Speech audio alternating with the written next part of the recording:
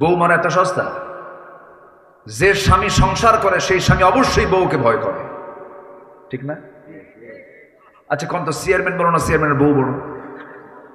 হ্যাঁ, ওই দেখেন বউ বড়, ও তো হেড অফিস। তো এটা বউয়ের সাথে আপোষ না করে পৃথিবীতে কোন স্বামী সংসার করতে পারবে বলেন তো? বউকে মারবেন কেন আপনি? মেরে কি কাম হবে? মেরে কাম হবে না তো।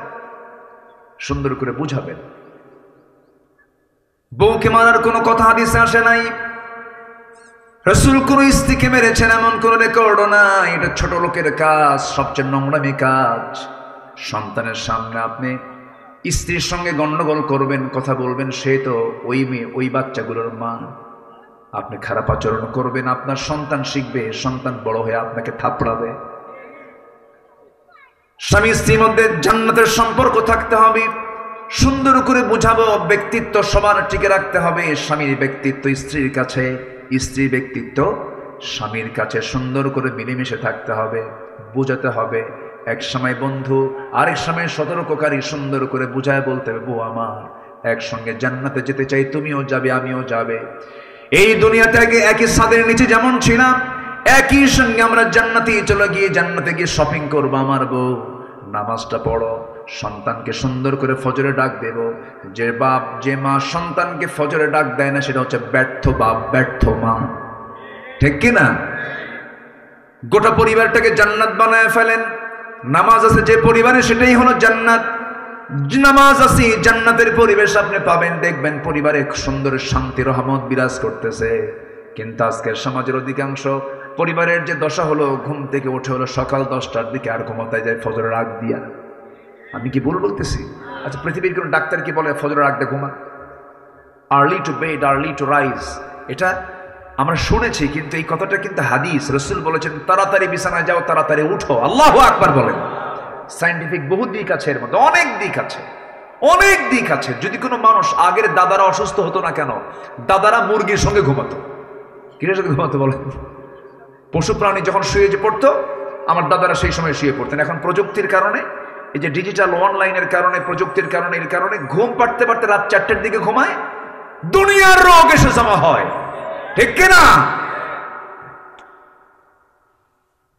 নামাজ আমরা পড়বো, সবাই রাজি আছেন তো ইনশাআল্লাহ? আল্লাহ কবুল করো, জোরে বলি আল্লাহুম্মা আমিন। আমার বন্ধুগণ, একটু কান লাগান, মনোযোগ দিয়ে কথাগুলো শুনুন। ওয়া মাওলানা মুহাম্মাদান আবদুহু ওয়া রাসূলুহু الذي أرسله بالحق بشيرا ونذيرا وداعيا إلى الله بإذنه وسراجا منيرا فقد قال الله تعالى في كلامه المجيد وفرقانه الحميد أعوذ بالله من الشيطان الرجيم بسم الله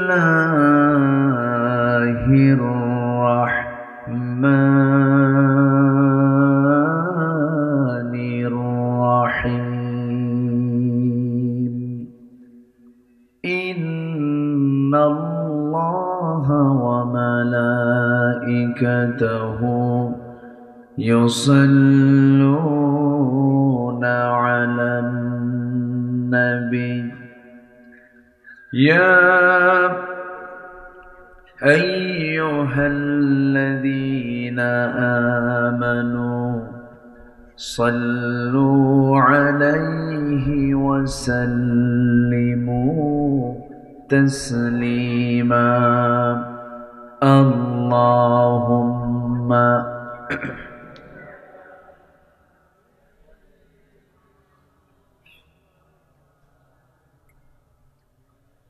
وعلى آل سيدنا একটু মোহাব্বত দিয়ে নবীর প্রেমে মাতোয়ারা হয়ে জবান খুলে আওয়াজ দিয়ে সবাই বলুন আল্লাহুম্মা সাল্লি আলা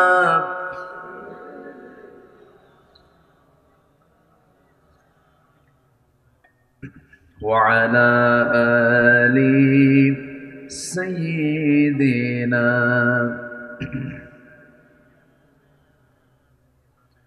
সবাই বলুন বালাগাল উলা বিকামালিহি কাশাফাত তুজা বিজামালিহি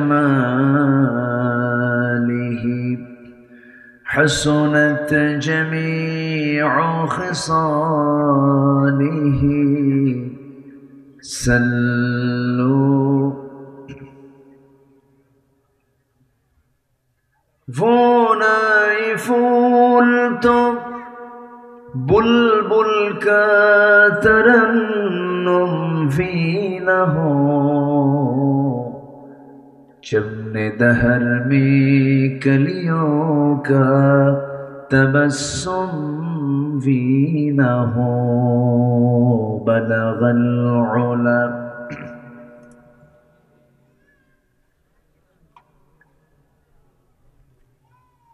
حسنت جميع خصاله سلوا। আমি কোরআনের সুর মাঝে শুনেছি যে নাম, আজানের সুর মাঝেও শুনেছি সে নাম। ও নাম শুনেছি আমি আমার হৃদয়, হে রাসূল নবীজি তোমায়, হে রাসূল নবীজি তোমায়। সবাই বলি সাল্লাল্লাহু আলাইহি ওয়াসাল্লাম। প্রাকৃতিক সৌন্দর্যের অপরূপ লীলাভূমি সুন্দরবন লাগো অঞ্চল, যশোর জেলার কেশবপুর উপজেলার কানাইডাঙ্গা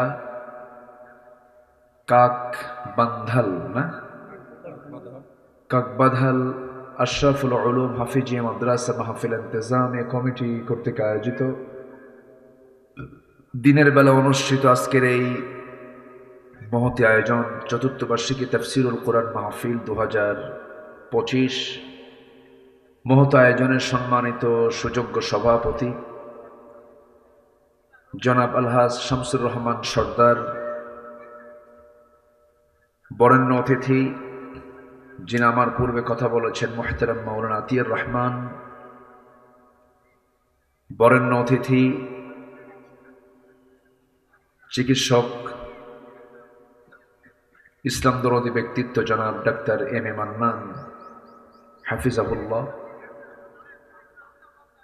আজকে মাহফিলে উপস্থিত সম্মানিত মেহমানবৃন্দ, বাম পাশে উপবিষ্ট আছেন মাননীয় সম্মানিত চেয়ারম্যান সাহেব সহ উপস্থিত সম্মানিত প্রাণপ্রিয় দ্বীনি ভাইরা, আড়ালে বসে আছেন শ্রদ্ধেয়া সম্মানিতা মা বোনেরা। আলোচনার সূচনায় আনুষ্ঠানিকতার মধ্য দিয়ে আমার পক্ষ থেকে আবারও দিল খোলা সালাম, আসসালামু আলাইকুম ওয়া রাহমাতুল্লাহি ওয়া বারাকাতুহু।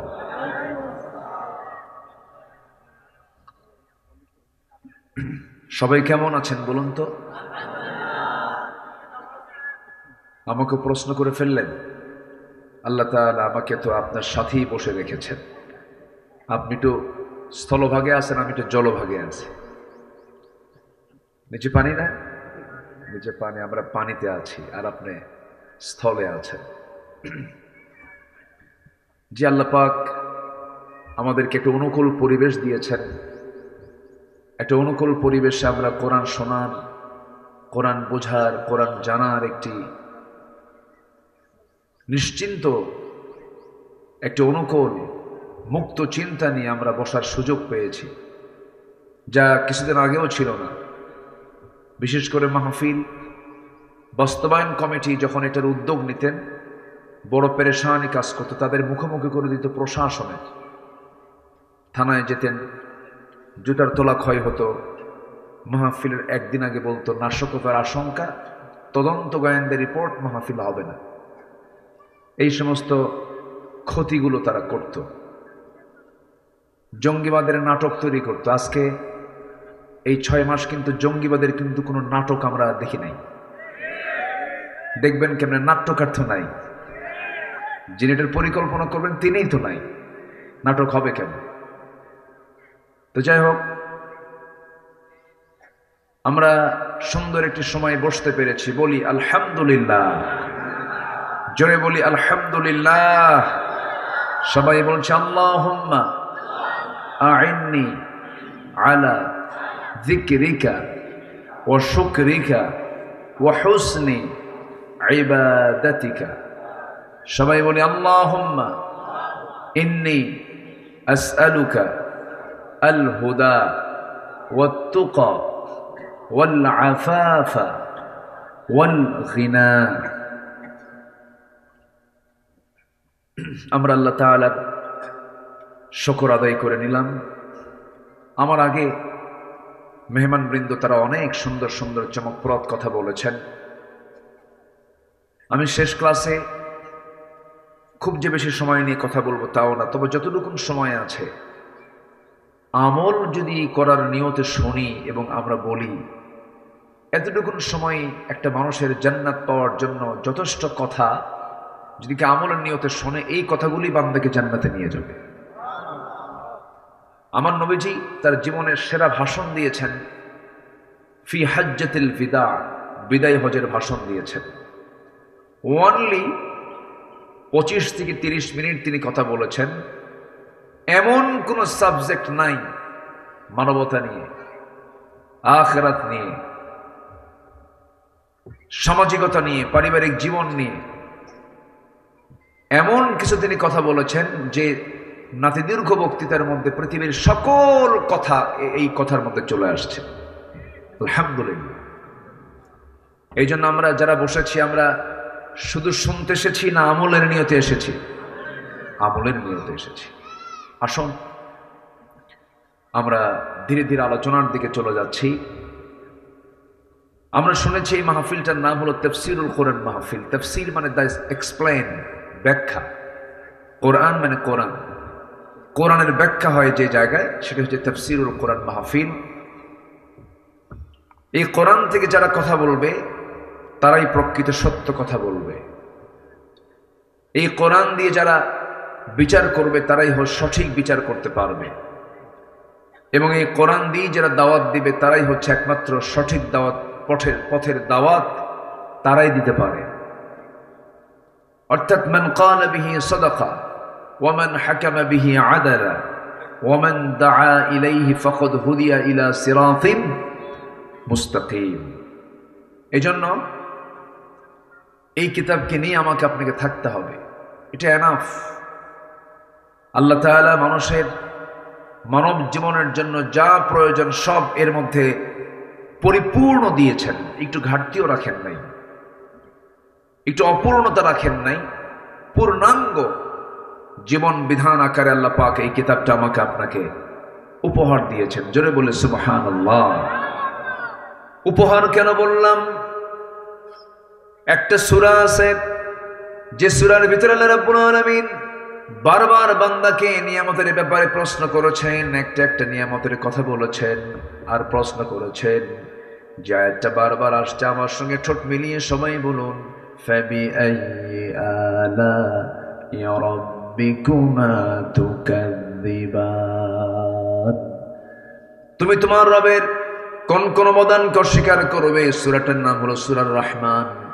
সেই রহমানের শুরুতে আল্লাহ রাব্বুল আলামিন বান্দাকে সুন্দর করে বুঝাই দিচ্ছেন, তার গুণবাচক নাম প্রয়োগ করে বলছেন আর রহমান আল্লামাল কোরআন খালাকাল ইনসানা আল্লামাহুল بيان الشمس والقمر بحسبان والنجم والشجر يسجدان جربون الله أكبر তিনি রহমান যিনি বান্দাকে কোরআন শিক্ষা দিয়েছেন সবচেয়ে বড় দয়া করে বান্দাকে কোরআন দিয়েছেন যদি এই কিতাব যদি না থাকতো আমরা আল্লাহ কি চিনতে পারতাম না জান্নাত জাহান্নামের দরজা আমরা খুঁজে পেতাম না সিরাতুল মুস্তাকিম খুঁজে পেতাম না আল্লাহ রাব্বুল আলামিন এই কিতাবটা আমাকে আপনাকে দয়া করে দিয়েছেন এই জন্য বান্দা যেন এই কিতাব দেখে দেখে বান্দা যেন জান্নাতের রাস্তাগুলো বের করে নিতে পারে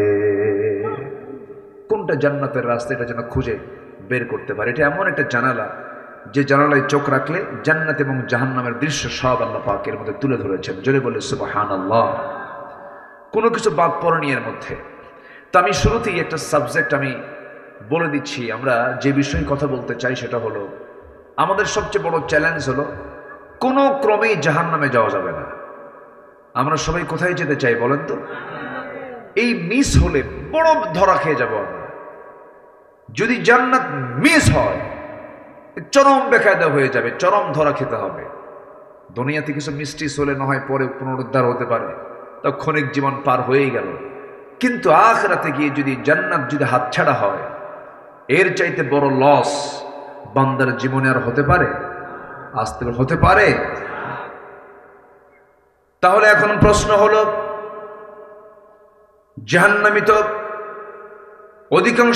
অধিকাংশ লোকগুলোই জাহান্নামী হয়ে যাবে আল্লাহ রাব্বুল আলামিন সুন্দর করে এক জায়গায় ক্লিয়ার করে বলছেন ওয়ালাকাদ দারানা লিজাহান্নামা কাসীরাম মিনাল জিন্নি ওয়াল ইনস লাহুম কুলুবুন লা ইয়াফকাহুনা বিহা ওয়ালাহুম আ'য়ুনুন লা ইউবসিরুনা বিহা ওয়ালাহুম আযানুন লা ইয়াসমাউনা বিহা উলাইকা কাল আনআমি বাল হুম আদাল জোরে বলুন আল্লাহু আকবার আমি অধিকাংশ জিন এবং ইনসানকে সৃষ্টি করেছি জাহান্নামের জন্য যাদের চোখ আছে দেখে না কান আছে শোনে না অন্তর আছে বোঝে না এরা চতুষ্পদ জন্তু অথবা তার চাইতে নিকৃষ্ট ঘোষণাকার আসতে বলবেন না কার আল্লাহর এখন প্রশ্ন হলো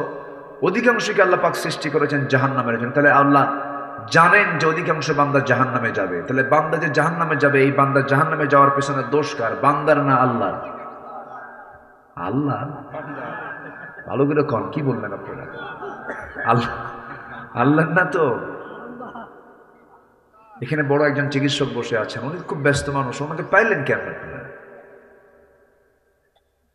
ডাক্তার যে কত বড় একটা মানে ওনাদের কোনো ঘুম নাই তো 24 ঘন্টা ফোন খোলা রাখতে হয় মাঝে মাঝে কি বলে যারা পেশেন্ট যারা তাদের ধমকও খাওয়া লাগে সিরিয়াস তো মানে এটা একটা এমন একটা পেশা এটা এমন একটা কাজ নিজস্ব যে একটা স্বাধীনতা নিয়ে যে আপনি চলবেন এটা পারবেন না মানবতায় আপনি আটকে যাবেন রোগী পেশেন্ট কি করবেন উপায় তো নাই এত ব্যস্ততার মধ্যেও তিনি আসতে পেরেছেন বলি আলহামদুলিল্লাহ জোরে বলি আলহামদুলিল্লাহ আমি দেখেছি চিকিৎসকরা কখনো নাস্তিক হয় না চিকিৎসকরা আল্লাহওয়ালা হয় তারা পজিটিভ থাকে আল্লাহর ব্যাপারে আলহামদুলিল্লাহ বলে কিন্তু অশ্শুআরা সূরা শুআরা নামে একটা সূরা আছে অশ্শুআরা ওয়ায়াত্তাবিউহুমুল গাবুন যারা কবি সাহিত্যিক একটা পাগলা হয় এরা কি হয় বলেন তো এটা পাগলা হয় তো আল্লাহরে নিয়ে মাঝে মাঝে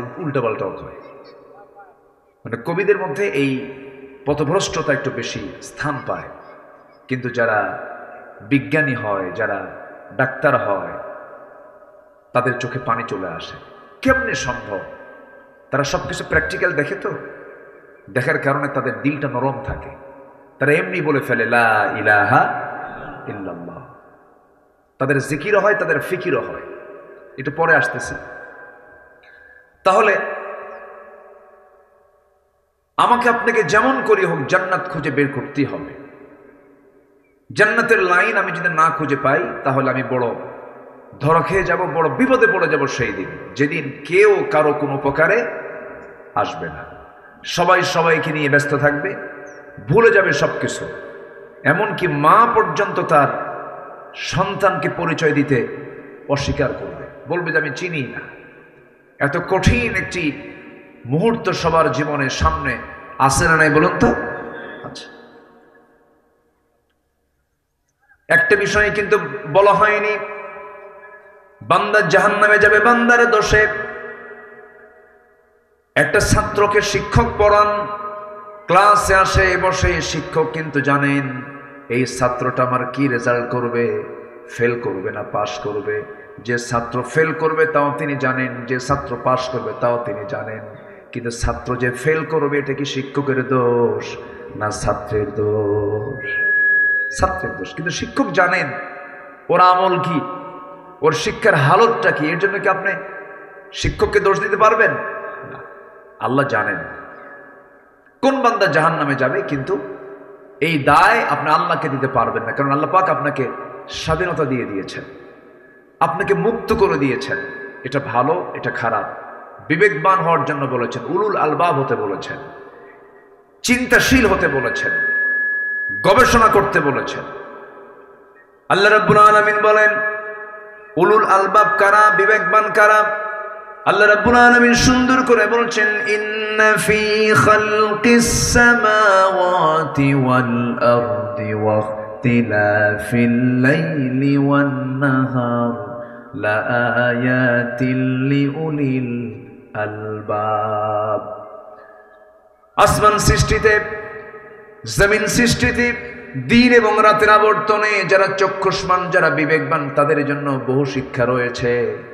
উলুল আলবাব তো তারাই, বিবেকবান তো তারাই যারা আল্লাহকে স্মরণ করে দাঁড়িয়ে বসে শয়ন স্বপনে এবং ফিকির করে আল্লাহর সৃষ্টিগুলো নিয়ে, শেষ পর্যন্ত বলে আল্লাহ যা সৃষ্টি করেছ কোনোটাই তুমি অবান্তর সৃষ্টি করো নাই। জোরে বলি সুবহানাল্লাহ। তাহলে মানুষ কি হবে? চিন্তাহীন না চিন্তাশীল? বিবেকহীন না বিবেকবান? যার বিবেক নাই, যার চিন্তা নেই, ও মানুষই না, ওর মধ্যে ঈমানও থাকতে পারে না। তাহলে জাহান্নাম থেকে বাঁচতে হবে আমাকে আপনাকে। কোরআনকে বলুন, কোরআন তুমি বলে দাও তো জাহান্নামে যাওয়ার কারণগুলো কি কি, সেইগুলো আমরা বাদ দেব। কোরআন একাধিক জায়গায় বলে দিচ্ছে, দুটো আয়াত, দুটো জায়গা থেকে আমি কথা বলবো আজকে। একটা হলো সূরা মুদ্দাসসির, একটা হলো সূরা মারিয়াম। দুই জায়গায় জাহান্নামে যাওয়ার কারণগুলো আল্লাহ রাব্বুল আলামিন তুলে ধরেছেন। আল্লাহ রাব্বুল আলামিন বলেন, আনিল মুজরিমিনা মা সালাকাকুম ফি সাকার ক্বালু লাম নাকু মিনাল মুসাল্লিন ওয়া লাম নাকু নুতঈমুল মিসকিনা ওয়া কুন্না নাখুযু মা'আল খায়িদিন ওয়া কুন্না নুকাযযিবু বিয়াউমিদ্দিন হাত্তা أتانا اليقين فما تنفعهم شفاعة الشافعين জোরে বলুন আল্লাহু আকবার। ও মুজরিমরা, ও পাপীরা, আজকে তোমরা জাহান্নামে কেন? আল্লাহ বলবেন জাহান্নামীদেরকে, তোমরা আজকে সাকার নামক দোজখে কেন? জাহান্নাম মোট 7টা। জাহান্নাম মোট কয়টা বলেন? 7টা। জাহান্নামগুলো এত ভয়ঙ্কর, এত ভয়ঙ্কর জাহান্নাম, এত সিরিয়াস জায়গা। এই যে সূর্য আমরা দেখতে পাই, সূর্যের কিন্তু আভ্যন্তরীণ তাপমাত্রা হলো 15 মিলিয়ন ডিগ্রি সেলসিয়াস। কেউ তো আল্লাহু আকবার বললেন না। কত মিলিয়ন? 15 মিলিয়ন ডিগ্রি সেলসিয়াস যার তাপমাত্রা। কত দূরে থাকলে পরে এখানে তাপমাত্রা আমরা পাচ্ছি 20, 25, 26, 28। অথচ আল্লাহ রাব্বুল আলামিন এই সূর্যটা কত দূরে রেখে দিয়েছেন। এই বিশাল আকৃতির এই সূর্যটা দিয়ে আল্লাহ রাব্বুল আলামিন পৃথিবীকে আলোকিত করেছেন। এই সূর্য যদি জাহান্নামের মুখে যদি ছেড়ে দেওয়া হয়, বাচ্চার মুখে চকলেট দিলে পরে নিমিষেই যেমন হেরে যায়, নিঃশেষ হয়ে যায়, জাহান্নামের মুখে যদি সূর্যটাকে যদি ছেড়ে দেওয়া হয়, নিমেষের মধ্যে সূর্য জাহান্নামের মধ্যে হেরে যাবে। এত ভয়ঙ্কর জাহান্নাম। এর মধ্যে একটা দরজা হলো সাকার। তোমরা আজকে সাকারে কেন? সঙ্গে সঙ্গে দোজখবাসী বলবে আমরা 4টা কারণে জাহান্নামের দোজখে। নাম্বার 1 হলো সারা জীবন আযান শুনেছি, সারা জীবন ডাক শুনেছি নামাজের জন্য, হাইয়া আলাস সালাহ হাইয়া আলাল ফালাহ। যৌবনের উন্মাদনায় সব ভুলে গেছি, নামাজটা পড়ি নাই, নামাজ আদায় করি নাই, সময় মতো নামাজে যাই নাই, নামাজ থেকে দূরে থেকেছি। নাম্বার 2 হলো বান্দার হক নষ্ট করেছি। নাম্বার 3 হলো সমালোচনা করেছি। নাম্বার 4 হলো পরকালকে অবিশ্বাস করেছি, বিচারে দিবসকে অবিশ্বাস করেছি। ওকুন্না নুকাদ্দিবু বিয়াউমিদ্দিন। এই 4টা কারণে আল্লাহ রাব্বুল আলামিন আজকে আমাদেরকে জাহান্নামের সাকার নামক দোজখে ফেলে দিয়েছেন। আমার বন্ধুগণ, 1 নম্বর অপরাধ হলো কি ছেড়ে দেওয়া? বলেন বলেন বলেন বলেন। আজকে আমার দেশে বলুন 1 নম্বর অপরাধ কি হয় বলেন? বলেন 1 নম্বর অপরাধ কি বলেন? নামাজ নাই, নামাজ ছেড়ে। এটা কি ছোটখাটো অপরাধ? এটা নিয়ে কারো কোনো হেডেক আছে, কোনো মাথা ব্যথা আছে? কোনো মাথা ব্যথা নাই কিন্তু। অথচ আল্লাহ বলছেন সবচাইতে বেশি রাগ করি আমি নামাজ বাদ দিলে পরে। অনেক বড় অপরাধ। এটা চূড়ান্ত হাদিস বলি, শোনেন। আল ফারকু বাইনাল মুমিন ওয়াল কাফির তারকুস সালাহ। মুমিন এবং কাফেরের মধ্যে পার্থক্য সৃষ্টি করে দেয় হচ্ছে নামাজ। অথচ সেই নামাজ আমার দেশে মাত্র 18 কোটি মুসলমানের দেশ 5% নামাজ পড়ে। কয় পার্সেন্ট বলেন? বলেন কয় পার্সেন্ট? 5%। বাকি 95%-এর নামাজের কোনো খবরই নেই, তারা পড়েই না। কেন জানেন? নামাজ নিয়ে কোনো কাজ নাই আমাদের, নামাজ নিয়ে আমাদের কোনো ফিকিরই নেই। বলেন তো, এই দেশ যারা চালিয়েছেন এই 53-54 বছর, আল্লাহ পরামর্শ দিলেন রাষ্ট্রের দায়িত্ব যারা পাবে, আমি যাদেরকে ক্ষমতা দেব, তোমরা 4টা দফা সমাজে চালু করবে, 4টা দফা রাষ্ট্রীয় পর্যায়ে তোমরা কায়েম করবে। এর মধ্যে 1 নম্বর হলো তোমরা নামাজকে কায়েম করবে। কি করবে? নামাজকে। এটা কি মোল্লার কথা না আল্লাহর কথা? ইম্মাক্কান্নাহুম ফিল আরদি কি আকামুস সালাহ। রাষ্ট্রীয় ক্ষমতা যাকে দেওয়া হবে 1 নম্বর কাজ হলো সে রাষ্ট্রীয় পর্যায়ে নামাজকে কায়েম করবে। তাহলে বলুন, আমার দেশে দল আছে না নাই? আসতে বলে। সে দলের নেতা আছে না নাই? তাহলে সংঘবদ্ধ শক্তিও আছে না নাই? অনেক দল দেশের ক্ষমতায় গেছে কিনা বলেন? গেছে। কেউ 25, কেউ 16, কেউ 9। কেয়ারটেকার গভর্নমেন্ট কয়েক বছর, সবাই কিন্তু ক্ষমতার চেয়ারে বসছে, দেশ চালাইছে, শাসন করেছে, সংসদ অধিবেশন হয়েছে, আইন পাশ হয়েছে, সংযোজন হয়েছে, সংবিধান হয়েছে, সংকোচন হয়েছে। কিন্তু আল্লাহ যে বললেন শুধু 4টা দফা তুমি জারি করো, আমি আল্লাহ আকাশের এবং জমিনের রহমতের দরজা খুলে দেব। লাফাতাহনা আলাইহিম বারাকাতিম মিনাস সামাই ওয়াল আরদ। আমি খুলে দেব, আমি ওয়াদা করলাম। কিন্তু আজ পর্যন্ত মুসলমান হওয়ার পরেও, নামের আগে মুহাম্মদ থাকার পরেও, আজ পর্যন্ত কোন শাসক গোষ্ঠী কি এই 18 কোটি মানুষকে জাহান্নাম থেকে বাঁচানোর জন্য 1 নম্বর যে কাজ, নামাজের কোন আইন কি তারা পাশ করেছেন? এগুলো বললে আমরা কি রাজনীতি হয়ে যায়, মানে আমরা এগুলো বলতে পারবো না। 16 বছর তো বলতেই দেয় নাই। মাহফিলে বসলেই 2 পাশে কিরামন কাতিবিন বসে যেত, আর বলতে হুজুর ওয়াজ করবেন আকাশ নিয়ে আর কবর নিয়ে, দুনিয়া আমরা দেখে নেব। এগুলো করত। কোথায় তারা এখন? এখন কোথায়? এক মাঘের শীত যায় না ভাই। জুলুম চলবে না, জুলুম চলবে না। আমরা ক্ষমতাই পাই নাই, আমরা কোনো দায়িত্ব পাই নাই। আমাদের দোষটা হবে কি? কোনো দায়িত্বই তো দেওয়া হয়নি আমাদেরকে। অথচ সবচাইতে বেশি জেল খেটেছে কারা? আলেমরা। বড় দুঃখের বিষয় এটা। সম্মানিত বন্ধুগণ, সব দেখা শেষ করেছি আমরা। আমাদের মূল টার্গেট হলো জাহান্নাম থেকে বাঁচতে হবে। নামাজ থেকে দূরে থাকা যাবে না, জাতিকে নামাজ থেকে দূরে রাখা যাবে না। নিজে পড়বো, জাতিকে নামাজি বানাবো। সব দেখা শেষ। আগামীর দেশ আমরা দেখতে চাই কোরআনের দেশ। সব সরকার শেষ। আগামী সরকার আমরা দেখতে চাই নামাজের সরকার। রাজি আছেন কারা কারা? হাত উঁচু করে দেখেন মুসলমান। আল্লাহ কবুল করুন। জোরে বলি আমিন। মাহফিলটা আজকে বিচিত্র। এখানে বসি আমি, ওখানে বসেন আপনি, ওখানে আরেকজন, পিছনে খণ্ড খণ্ড, তাই না? একটু এক সাটা হলে ভালো হতো, দেখতে সুন্দর হতো, একটু শ্রীবর্ধন, একটু শ্রীবৃদ্ধি হতো। যাই হোক, যেহেতু জায়গার সংকুলান নাই, একটু কষ্ট করে বসে আছেন, আল্লাহ যেন কষ্টের পুরস্কার দেন, জোরে বলি আল্লাহুম্মা আমিন।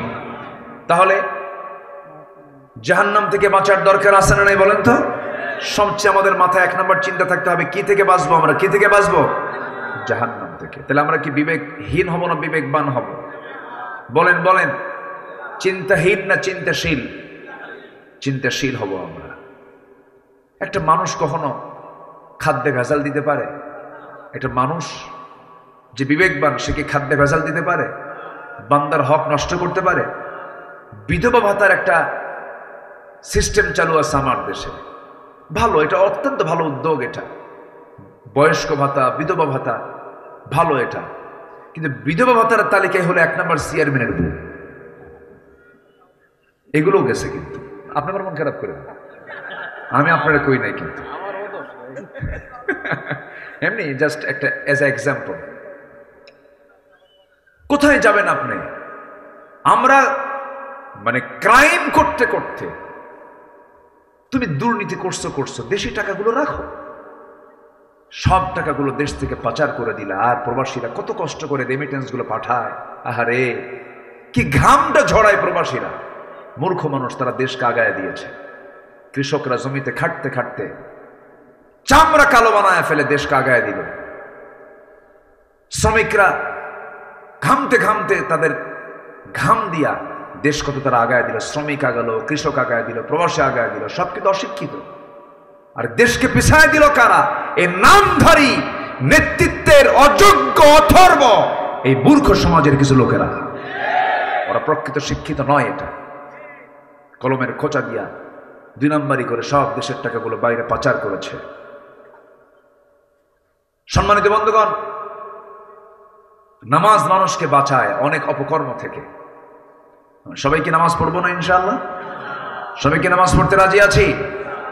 সবার আগে এই মস্তকটা আমরা অবনত করব কার কাছে? আমরা সারেন্ডার করব কার কাছে? আল্লাহর কাছে। বনের সম্পত্তি বুঝে দেয় না,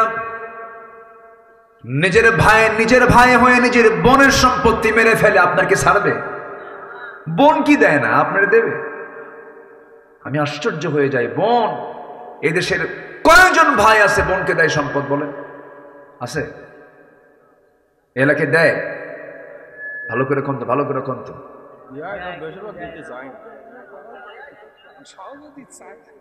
সহজে দিতে চায় না, খুব বেকায়। বোন আসলেই চেহারা কালো বানায় ফেলে। বোন আসছে হলো ভাইয়ের বাড়ি না বাপের বাড়ি? আসতে কম বলেন, ভাইয়ের বাড়ি না বাপের বাড়ি? সে যদি বোন না হয়, যদি ভাই হতো, সে কি বাড়ি ছাড়তো? মাথায় তো নেওয়া দরকার। এগুলো বোন, সে চলে গেছে বলে এই বাড়ি তার না। না, বাপ মারা গেছে 1 যুগ, বোনকে সম্পত্তি বুঝায় দেয় না। ধানগুলো খায়, পুকুরের মাছগুলো খায়, আবার ওগুলো বেঁচে হজেও যায়। ওগুলো বেঁচে কোথায় যায়? কার সম্পত্তি? তো তুমি বোনের সম্পত্তি দিয়ে হজ করলে হজ হবে? আমার মায়েরা খুব খুশি, হুজুর ভালো করে রাখুন, ভাই কিছু বসে আছে, বলা দরকার তো। রাগ করতেছেন নাকি আপনারা? বোনকে দিতে চায় না সম্পদ, সম্পর্ক নষ্ট পর্যন্ত করে ফেলে। আবার কিছু টেকনিকও করে। কিছু কিছু ভাই আছে বোনকে মাঝে মাঝে দাওয়াত দেয়, বোন হিসেবে দাওয়াত দিতেই হবে, এটা আত্মীয়র হক। কিন্তু এই দাওয়াতের মূল ধান্দা হলো সম্পদ কেমনে টেকনিক্যালি নেওয়া যায়। বোনকে দাওয়াত দেয়, সাদিক আলীর গোষ্ঠ, সাদিক আলীর মিষ্টি নিয়ে আসে। কোথায় যাবে এটা? জামতলা না? জামতলা, হ্যাঁ, জামতলার সাদিক আলী গোল্লাপ, কুমিল্লার রসমালাই, টাঙ্গাইলের চমচম, নাটোরের কাঁচাগোল্লা, বগুড়ার দই, যশোরের খই, সবগুলো এক জায়গায় জমা করে বোনকে দাওয়াত দিয়া, সুন্দর করে খাওয়া দিয়া, সুন্দর করে পাম্পট্টি দিয়া, শেষে বলে, বোন একটা কথা বলবো কি, এই যে তোমার জন্য 1 ভরি 2 ভরি স্বর্ণের চেন নিয়ে আসছে, চেনটা তোমার গলায় দাও। আর একটা কথা বলি বোন, রাগ করো না, অংশ নিল কিন্তু ধ্বংস হয়। দেখছেন কত বড় শয়তান। এতক্ষণ যা কিছু করছে ওর মূল লক্ষ্য হলো কি? সম্পত্তি মেরে খাওয়া, সম্পত্তি মেরে খাওয়া। এগুলো করা যাবে না, এগুলো বিবেকবানের কাজ নয়। ইমানদার চিট হবে না, ইমানদার প্রতারণা করবে না, ইমানদার আমানতের খেয়ানত করবে না, ইমানদার মিথ্যা সাক্ষী দেবে না, ইমানদার হিংসা করবে না, ইমানদার অহংকার করবে না, ইমানদার অন্যের দোষ খুঁজে বেড়াবে না, নিজের দোষটাকে খুঁজে বেড়ার চেষ্টা করবে। আমার বন্ধুগণ, আল্লাহ রাব্বুল আলামিন ইমানদারের গুণগুলো কি কি তাও সুন্দর করে সূরা মুমিনুনে বলে দিয়েছেন, একটু পরে আসতেছি। আমার ভাইয়েরা, ইমানদার কখনো আমানতের খেয়ানত করতে পারবে না, ইমানদার খাদ্যে কখনো ভেজাল দিতে পারবে না। আমি একটা জিনিসের প্রতি আমার খুব লোভ কাজ করে, একটা খাবার আমি খুব পছন্দ করি, সেটা হলো খাবার, যদিও না বললে ভুল হবে, এটা পানীয় জিনিস। আল্লাহ রাব্বুল আলামিন এটাকে এত বরকতময় করেছেন, এই জিনিসটা খুব সুন্দরবনেই বেশি হয়, খুলনা অঞ্চলেই বেশি হয়। তার নাম কি? এই মাইক এরকম সোঁসো করে কেন মাঝে মাঝে? এই ছেলে পেলে এখানে নড়াচড়া করতেছে কেন? নড়াচড়া করতেছে কেন? ছেলে পেলেগুলো এক জায়গায় রাখেন। জি, মধু কোথায় পাওয়া যায় বেশি বলেন তো? এটা হচ্ছে এই 55,000 বর্গ মাইলের মানুষের জন্য একটা স্পেশাল ফ্যাক্টরি মহান রব্বুল আলামিনের। জোরে বলে সুবহানাল্লাহ। এই দায়িত্ব কোন প্রাণীকে দিয়েছেন? কোন প্রাণীকে দিয়েছেন? মৌমাছিকে। আল্লাহ যদি এই মৌমাছিকে না দিয়ে যদি মানুষকে দিতেন তাহলে কি হতো বলেন তো?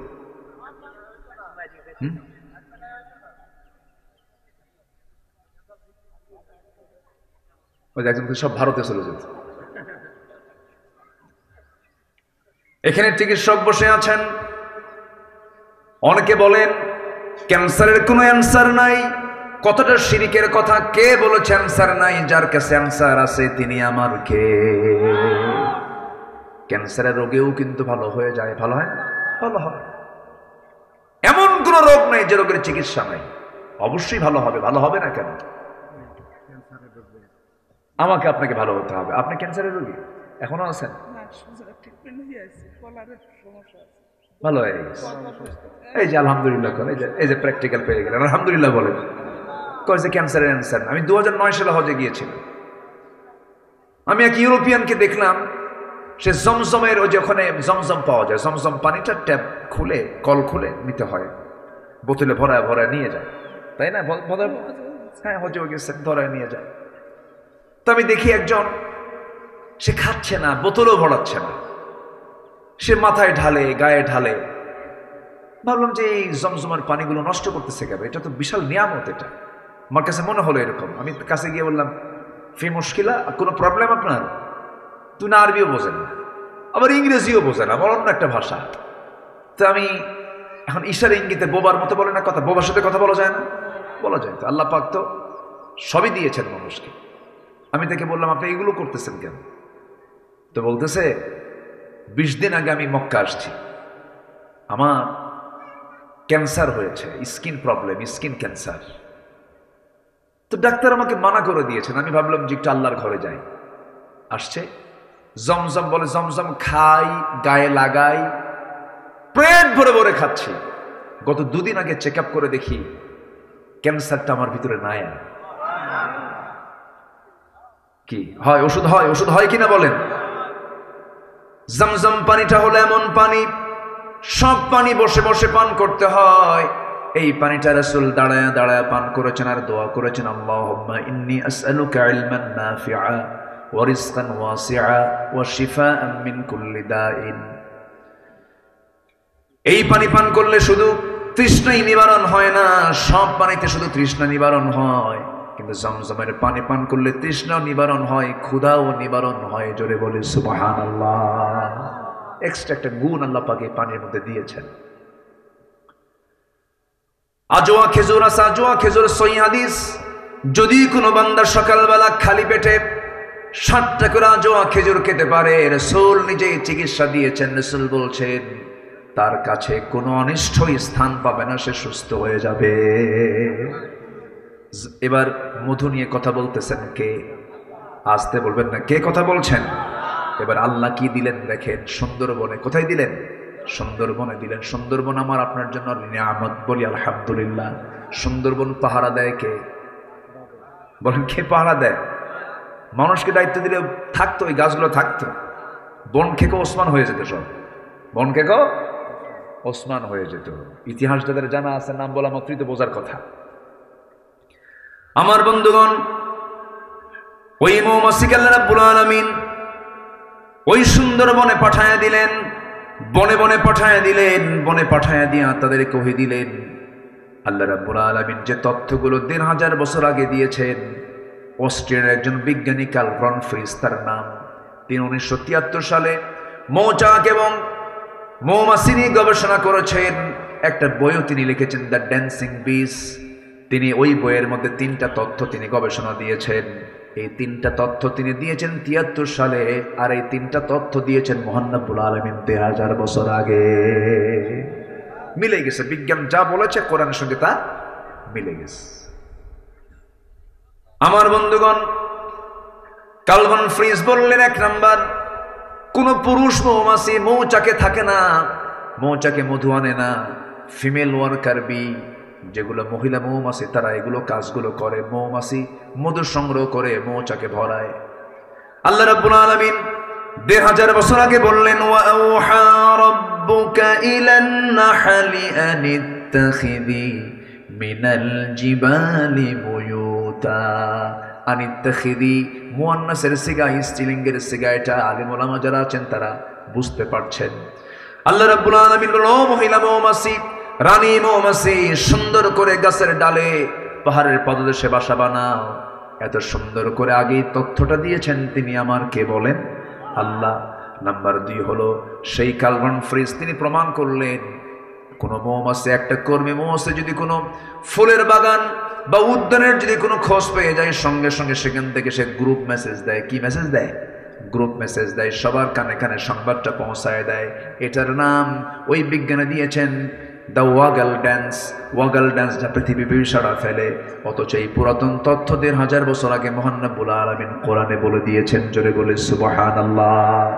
কোরআন বলতেছে, সুম্মা কুলি মিন কুল্লিস সামারাতি ফাসলুকি সুবুলা রাব্বিকি যুলুলা।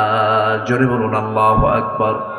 নাম্বার 3 হলো, এই মৌমাছি বিজ্ঞানের নিখুঁত করে গবেষণা করেছেন, যখন কোনো ফুলে বসে ওই ফুলের মধুগুলোকে, রসগুলোকে, রঙগুলোকে, পানিগুলোকে সে তার মুখে শুধু নেয় না, সে তার পেটের মধ্যে তুলে নেয়। যখন সে তার মৌচাকে চলে আসে, সম্পূর্ণ মধুটা তার পেট থেকে বের করে। মধু বের হয় মৌমাছির পেট থেকে, মৌমাছির পেট থেকে বের হয়। আল্লাহ এই কথাটা ১৫০০ বছর আগে বলে দিয়েছেন, ইয়াখরুজু মিন বুতুনিহা শারাবুন মুখতালিফুন আলওয়ানুহু ফীহি শিফাউন লিন্নাস ইন্না ফী যালিকা লাআয়াতান লিকাওমিন ইয়াতাফাক্কারুন। যারা আলেম ওলামা আছেন, ইয়াখরুজু বের হয়, মিন বুতুনিহা ওই মৌমাছির পেট থেকে, শারাবুন পানীয়, মুখতালিফুন আলওয়ানুহু নানা রং বেরঙ্গের, ফিহি যে মধুর ভিতরে, শিফাউল লিন্নাস মরা ছাড়া সব রোগের ঔষধ আছে। জোরে বলি সুবহানাল্লাহ। মরা ছাড়া সব রোগের ঔষধ আছে। জোরে বলি সুবহানাল্লাহ। মরা ছাড়া। এই এলাকায় মধুর দাম কত করে বলেন?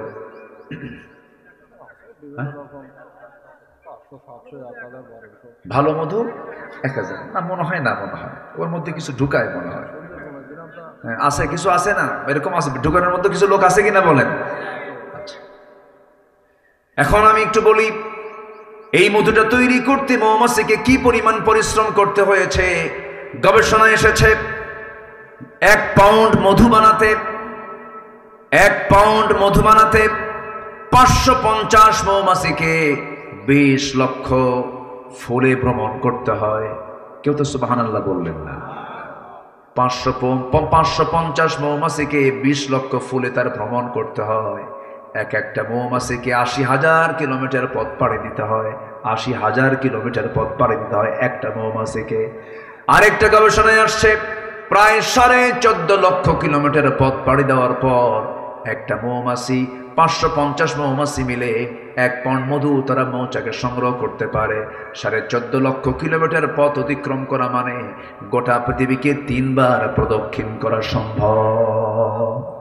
এখন বলুন, এই মৌমাছির তৈরি করা মৌচাকের মধুতে যদি কেউ কিছু জীবাণু, কিছু যদি সেখানে ভেজাল ঢুকায় দেয়, মিষ্টির শিরা ঢুকায় দেয়, কোনো ভেজালি করে ফেলে, আমি তো মনে করি তার ফাঁসি একবার হওয়া দরকার না, বারবার হওয়া দরকার। কে, আমি কি ভুল বলতেছি? চিন্তা করেন। আল্লাহ রাব্বুল আলামিন মৌমাছির নামে একটা সূরা নাযিল করেছেন, সূরাতুন নাহল। সূরাতুন নাহল, একটা সূরার নাম দিয়েছেন মৌমাছি নামে। এটা বিশাল ব্যাপার, অনেক তথ্য আছে, ঘন্টার পর ঘন্টা চলে যাবে, শেষ হবে না। এই বিষয়টা অনেক অনেক লম্বা, অনেক লম্বা, অনেক লং। চলমান গবেষণা এগুলো চলছে, এখন আপডেট চলছে, বিভিন্ন লাইব্রেরিতে এগুলো নিয়ে গবেষণা চলছে। মৌচাকের দরজায় এক ঝাঁক র‍্যাব, সীতা, কোবরার মতো অ্যাডমিনিস্ট্রেশন কিছু মৌমাছি থাকে, ওরা প্রশাসন চালায়। যদি কোনো কর্মী মৌমাছি মধু নিয়ে, ঢুকতি নিয়ে যদি তাদের পায়ে যদি কোনো ময়লা আবর্জনা থাকে, মধু নষ্ট হয়ে যাবে, মৌচাকে জীবাণু ঢুকে যাবে। এই জন্য করে কি, এই পুলিশ মৌমাছিগুলো সব এক জায়গায় হয়ে যেগুলো পায়ের মধ্যে ময়লা ঢুকতে চায়, এক কামড় মেরে তাকে দুনিয়া থেকে বিদায় করে দেয়। কেউ কি সুবহানাল্লাহ বলবেন না? তাও যেন মধু নষ্ট কেউ না করতে পারে। আমার বন্ধুগণ, আবার মৌচাকের ভিতরে নির্দিষ্ট একটা তাপমাত্রা আছে। মধুরকে ঠিক রাখার জন্য তার স্বাভাবিক তাপমাত্রা হলো 35 ডিগ্রি সেলসিয়াস। যদি এটা 40 ডিগ্রি সেলসিয়াস হয়ে যায়, মধুর কার্যকারিতা নষ্ট হবে। এটা ভেবে আল্লাহ রাব্বুল আলামিন মৌমাছিকে অর্ডার দিয়েছেন, তারা কি করে, সব মৌমাছি এক জায়গায় হয়ে যায়। 2টা পাখা তারা ঝাপটাতে থাকে, নড়াতে থাকে, নড়ায় নড়ায় করে কি ভিতরের বাতাসগুলো, গরম বাতাসগুলো বাইরে বের করে দেয়।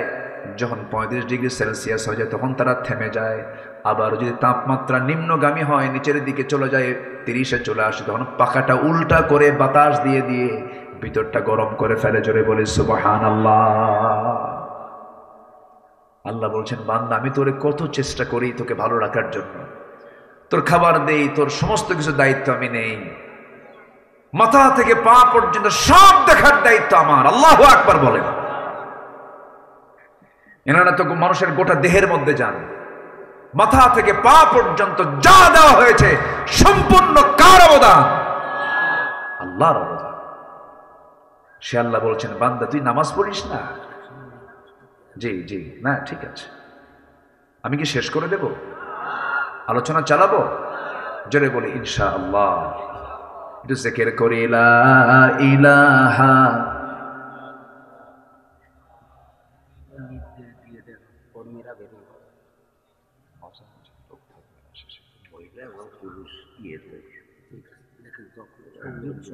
জি জি জি জি, হ্যাঁ, পড়ার ব্যাপারে জি বলবো বলবো, জি ইনশাআল্লাহ। একদিন তো সব সাবজেক্ট তো আসে না। জি, কি আপনারা কি কষ্ট চালাই? তাহলে জাহান্নামে যাওয়ার কারণগুলো আমরা শিখেছি 4টা। নাম্বার 1 হচ্ছে কিনা পড়া। আচ্ছা, বউ যদি নামাজ না পড়ে কি করবেন? দেখছেন কি অ্যাকশন, খাটের থেকে আলাদা করে দেব, তাও কাম হয় না, তাহলে কি করবেন? আরেকজনকে ম্যাট দেব। যে কইছে ম্যাট দেব সে বিয়ে করে নেই। বউ মারা এত সস্তা? যে স্বামী সংসার করে সেই স্বামী অবশ্যই বউকে ভয় করে, ঠিক না? আচ্ছা কোন তো চেয়ারম্যান বড় না চেয়ারম্যানের বউ বড়? হ্যাঁ, ওই দেখেন বউ বড়, ও তো হেড অফিস। তো এটা বউয়ের সাথে আপোষ না করে পৃথিবীতে কোন স্বামী সংসার করতে পারবে বলেন তো? বউকে মারবেন কেন আপনি? মেরে কি কাম হবে? মেরে কাম হবে না তো। সুন্দর করে বুঝাবেন। বউকে মারার কোনো কথা হাদিসে আসে নাই। রাসূল কোন স্ত্রীকে মেরেছেন এমন কোন রেকর্ডও নাই। এটা ছোট লোকের কাজ, সবচেয়ে নোংরামি কাজ। সন্তানের সামনে আপনি স্ত্রীর সঙ্গে গন্ডগোল করবেন, কথা বলবেন, সে তো ওই মেয়ে, ওই বাচ্চাগুলোর মা। আপনি খারাপ আচরণ করবেন, আপনার সন্তান শিখবে, সন্তান বড় হয়ে আপনাকে থাপড়াবে। স্বামী স্ত্রীর মধ্যে জান্নাতের সম্পর্ক থাকতে হবে, সুন্দর করে বুঝাবো, ব্যক্তিত্ব সবার টিকে রাখতে হবে। স্বামীর ব্যক্তিত্ব স্ত্রীর কাছে, স্ত্রীর ব্যক্তিত্ব স্বামীর কাছে সুন্দর করে মিলেমিশে থাকতে হবে, বোঝাতে হবে। এক সময় বন্ধু, আরেক সময় সতর্ককারী, সুন্দর করে বুঝায় বলতে হবে, বউ আমার, একসঙ্গে জান্নাতে যেতে চাই, তুমিও যাবে আমিও যাবে। এই দুনিয়াতে আগে একই ছাদের নিচে যেমন ছিলাম, একই সঙ্গে আমরা জান্নাতে চলে গিয়ে জান্নাতে গিয়ে শপিং করবো। আমার বউ, নামাজটা পড়ো, সন্তানকে সুন্দর করে ফজরে ডাক দেব। যে বাপ যে মা সন্তানকে ফজরে ডাক দেয় না, সেটা হচ্ছে ব্যর্থ বাপ ব্যর্থ মা, ঠিক কিনা? গোটা পরিবারটাকে জান্নাত বানায় ফেলেন। নামাজ আছে যে পরিবারে, সেটাই হলো জান্নাত। নামাজ আছে, জান্নাতের পরিবেশ আপনি পাবেন, দেখবেন পরিবারে সুন্দর শান্তি রহমত বিরাজ করতেছে। কিন্তু আজকের সমাজের অধিকাংশ পরিবারের যে দশা হলো, ঘুম থেকে উঠে হলো সকাল 10টার দিকে, আর ঘুমাতে যায় ফজরের আগ দিয়া। আমি কি ভুল বলতেছি? আচ্ছা, পৃথিবীর কোন ডাক্তার কি বলে ফজরের আগ দিয়ে ঘুমা? Early to bed early to rise, এটা আমরা শুনেছি, কিন্তু এই কথাটা কিন্তু হাদিস। রাসূল বলেছেন তাড়াতাড়ি বিছানায় যাও, তাড়াতাড়ি উঠো। আল্লাহু আকবার বলেন। সায়েন্টিফিক বহু দিক আছে এর মধ্যে, অনেক দিক আছে, অনেক দিক আছে। যদি কোনো মানুষ, আগের দাদারা অসুস্থ হতো না কেন? দাদারা মুরগির সঙ্গে ঘুমাতো। কিসের সঙ্গে ঘুমাতো বলেন? পশু প্রাণী যখন শুয়ে যে পড়তো, আমার দাদারা সেই সময় শুয়ে পড়তেন। এখন প্রযুক্তির কারণে, এই যে ডিজিটাল অনলাইনের কারণে, প্রযুক্তির কারণে, এর কারণে ঘুম পাড়তে পারতে রাত 4টের দিকে ঘুমায়, দুনিয়ার রোগ এসে জমা হয়, ঠিক কিনা? নামাজ আমরা পড়বো, সবাই রাজি আছেন তো ইনশাআল্লাহ? আল্লাহ কবুল করো, জোরে বলি আল্লাহুম্মা আমিন। আমার বন্ধুগণ, একটু কান লাগান, মনোযোগ দিয়ে কথাগুলো শুনুন। নামাজ না পড়লে পরে বড় বিপদ হয়ে যাবে। সূরা মারিয়ামের ভিতরে আল্লাহ রাব্বুল আলামিন বলেন, فَخَلَفَ مِن بَعْدِهِمْ خَلْفٌ أَضَاعُوا الصَّلَاةَ وَاتَّبَعُوا الشَّهَوَاتِ فَسَوْفَ يَلْقَوْنَ غَيًّا। এই দুনিয়াতে যারা নামাজকে নষ্ট করে যাবে, আল্লাহ রাব্বুল আলামিন বলেন, আমি শুধু তাকে জাহান্নাম দেব না, জাহান্নামের কিছু গর্ত আছে, সেই গর্তের মধ্যে আমি তাকে ঢুকায়া ছাড়বো। জাহান্নামের সেই কেফের মধ্যে ঢুকায়া ছাড়বো। আমি তাকে জাহান্নাম দেব না, শুধু জাহান্নামের সেলের মধ্যে ঢুকাবো। জেলের যেমন সেল আছে, সেই সেলের মধ্যে ঢুকায়া ছাড়বো। আল্লাহ সবচেয়ে বেশি রাগ করেন যখন কোনো বান্দা নামাজ ছেড়ে দেয়। আর নামাজ পড়া মানে আল্লাহর রহমত প্রাপ্ত হয়ে যাওয়া।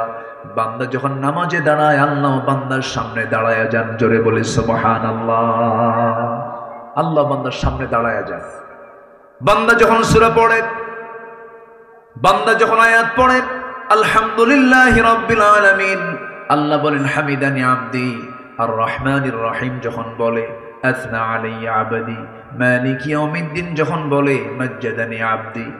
ইয়্যাকা না'বুদু ওয়া ইয়্যাকা নাস্তাঈন পর্যন্ত যখন বান্দা বলে, আল্লাহ বলেন হাদা বাইনি ওয়া বাইনা আবদি ইহদিনাস সিরাতাল মুস্তাকিম থেকে শুরু করে নিয়া ওয়ালাদ-দাল্লিন পর্যন্ত যখন বান্দা বলে ফেলে, আল্লাহ বলেন বান্দার এতক্ষণ ধরে যা যা চাইলে সমস্ত চাও কবুল করে নিলাম। রুকুতে গেলে পর আল্লাহ অস্থির হয়ে যান, সেজদায় গেলে আল্লাহ রাব্বুল আলামিন তার তামাম জিন্দেগির গুনাহগুলো মাফ করে দেন। সবাই কি নামাজ পড়তে রাজি আছি? একা না পরিবার সহ? বউ যদি নামাজ না পড়ে, সেই ক্ষেত্রে আমরা সুন্দর করে বোঝাবো, সন্তানদেরকে বোঝাবো। তবে 4টা কারণে বউকে মারা জায়েজ। কয়টা কারণে বলেন? কি মারবেন এজন্য? শুনবেন? ও দেখেন কি আগ্রহ, দেখেন। এটা একটা আমাদের দেশে একটা রোগ আছে কিন্তু, তাই না? কিছু হলে থাপ্পড় মারে। এটা কেমন, যেটা আপনি বোঝেন না যে এই মহিলাটা আমি বিয়ে করলাম, ওর বাপ মা ভাই বোন বাড়ি সব ছেড়ে চলে আসছে আমার কাছে, আমার গায়ে আল্লাহ তাআলা একটা শক্তি বেশি দিয়েছে বলে আমি থাপড়াবো। এটা কেমন কথা? এটা কোনো মানবতার কাজ না। এটা আপনি কেন মারবেন তাকে? এটা অজ্ঞতা, মূর্খতা। এটা প্রায় এটা হরদম কিছু হইলেই হাঁকায় দিছে থাপ্পড়, গাল যেতে না। এটা কখনো করা যাবে না। 4টা কারণে স্বামী তার স্ত্রীকে শাসন করতে পারবেন। শর্ত কিছু আছে। নাম্বার 1, নামাজ যদি না পড়েন, রোজা যদি না রাখেন, স্বামীর আনুগত্য যদি না করেন, বৈধ আনুগত্য যদি না করেন, স্বামী যদি ফেরাউন মার্কা হয়, স্বামীর আনুগত্য করা যাবে? নাম্বার 4 হলো পর্দায় যদি না থাকেন, তবে হ্যাঁ, এই যে আপনি শাসনটা করবেন, শাসন করতে গেলে 1.5 হাত লাঠি হাতে নেওয়া যাবে না। পকেট থেকে একটা মেসোয়াক বের করতে পারেন, 9 ইঞ্চি মেসোয়াক, তা দিয়ে মাথায় মারা যাবে না, চুল টানা যাবে না, নাকে মারা যাবে না, মুখে মারা যাবে না, কপালে মারা যাবে না, বুকে মারা যাবে না। মারবেন খুব, মারার জায়গায় শেষ, চান্সে ছিলেন, উপায় নাই। 9 ইঞ্চি মেসোয়াক দিয়ে যদি কারোর সামনে আপনি একটু মারতে নেন, সবাই বলবেন মারে না আদর করে? বলেন। আমার মায়েরা খুব খুশি, হুজুর আমাদের কলিজায় পানি ছিল না, কেবল কলিজায় পানি আসলো। পরিবারটাকে জান্নাত বানায় ফেলেন, দিন নিয়ে আসেন, কোরআন নিয়ে আসেন, দর্স নিয়ে আসেন, হাদিস নিয়ে আসেন, ইসলাম শিখান, দিন বুঝান, নৈতিকতা শিক্ষা দেন। বুড়ো বয়সে এই সন্তানগুলো আপনার খাদেম হয়ে যাবে। কে বলেছে ডিওএইচএস, বাড়িধারা, ধানমন্ডি, গুলশান এগুলোর শান্তির জায়গা? কে বলেছে? কোথাও শান্তি নাই। সেখানে শান্তি থাকতে পারে যেখানে ইসলাম থাকতে পারে। যেখানে ইসলাম আছে সেখানে কি আছে? শান্তি আছে। আল্লাহ তুমি সবাইকে বোঝার তৌফিক দিয়ে দাও। জোরে বলে আমিন, আরো জোরে আমিন। জাহান্নামে যাওয়ার 4টা কারণ বললাম, আরো একটা কারণ, আরো 6টা কারণ আমি সূরা মারিয়াম থেকে বলবো, যদি আপনি শুনতে আগ্রহী হন। আগ্রহ আছে তো সবার? জোরে বলে ইনশাআল্লাহ। আমার বন্ধুগণ, একটু মনোযোগ দিয়ে সবাই শুনুন কথাগুলো। আল্লাহ রাব্বুল আলামিন নামাজ যারা নষ্ট করবে, আল্লাহ রাব্বুল আলামিন তাদেরকে খাই নামক গর্তের মধ্যে ঢুকাবেন। আরেকটা কারণ হলো আত্তাবাউশ শাহাওয়াতি ফাসাউফা ইয়ালকাউনা গাইয়া, এবং যারা মন যা চায় তা করবে, আল্লাহ রাব্বুল আলামিন তাদেরকে গাই নামক গর্তের মধ্যে ঢুকাবেন। মন যা চায়, মন তো ভালো কিছু চায় না, এদেরকে আল্লাহ রাব্বুল আলামিন জাহান্নামের গর্তের মধ্যে ঢুকাবেন। বলুন তো, সত্যি করে বলুন তো, দেশের মানুষ ভাত বেশি খায় না বিড়ি বেশি খায়? হ্যাঁ,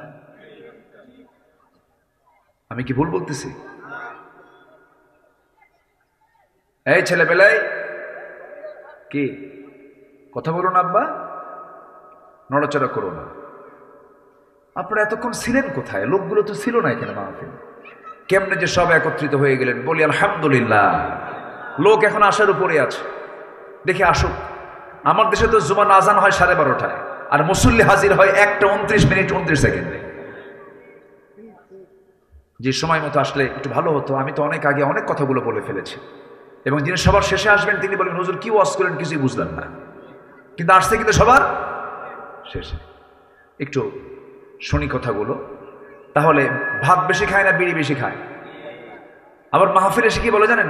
হুজুর বিড়ি খাওয়া কি জায়েজ আছে? মানে উনি জায়েজের চেষ্টায় আছেন আরো, যেটাকে জায়েজ করা যায় কেমনে। পৃথিবীর কোন ডাক্তার, কোন চিকিৎসক কি বলে যে বিড়ি খেলে পরে আপনার জন্য ভালো?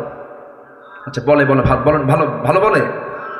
বরঞ্চ এই নেশার কারণে একটা বিশাল একটা অংশ আমার দেশে প্রতি বছর ক্যান্সারে মারা যাচ্ছে। তাহলে বিড়ি খেলে কি হয় বলেন? কি হয়? ক্যান্সার হয়ে যায়। তাহলে লাঞ্চটা দিল কে? বিড়ি খায় এই লাঞ্চ নষ্ট করলো কে? আল্লাহ। ভালো করে কর, কে নষ্ট করলো? তা আল্লাহ কি ধরবেন না আপনাকে? আল্লাহ বলবেন আমি তোরে সুস্থ লাঞ্চ দিলাম, তুই ওর মধ্যে ধোঁয়া ঢুকালি কেন?